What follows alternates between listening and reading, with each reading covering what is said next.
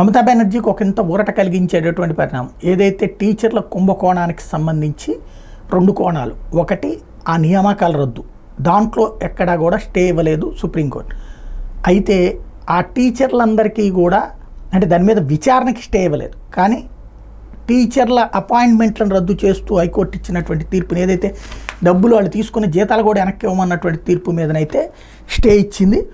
పశ్చిమ బెంగాల్లోని ప్రభుత్వ ఎయిడెడ్ పాఠశాలలో 25,753 మంది టీచర్లు, నాన్ టీచింగ్ సిబ్బంది నియామకాన్ని రద్దు చేస్తూ కలకత్తా హైకోర్టు ఇచ్చిన ఆదేశాల మీద మంగళవారం సుప్రీంకోర్టు స్టే విధించింది. స్కూల్ సర్వీస్ కమిషన్ చేపట్టిన నియామకాల్లో అవకతవకలు జరిగాయని, అర్హులకు ఉద్యోగాలు దక్కాయని హైకోర్టు అభిప్రాయపడింది. దీని మీద బెంగాల్ ప్రభుత్వం సుప్రీంకోర్టును ఆశ్రయించింది. Chief justice DY Chandrachud, justice JB Pardiwala, justice Manoj మిశ్రాలతో కూడిన ధర్మాసనం హైకోర్టు ఆదేశాలపై స్టే విధిస్తూనే వ్యవహారంలో సిబిఐ తమ దర్యాప్తును కొనసాగించవచ్చని పేర్కొంది. అవసరమైతే రాష్ట్ర మంత్రులపై కూడా విచారణ చేపట్టచ్చని, అయితే అనుమానితులను అరెస్ట్ చేయడం లాంటి చర్యలకు దిగద్దని సిబిఐకి తెలిపింది. సుప్రీం స్టేని పశ్చిమ బెంగాల్ ముఖ్యమంత్రి మమతా బెనర్జీ స్వాగతించారు.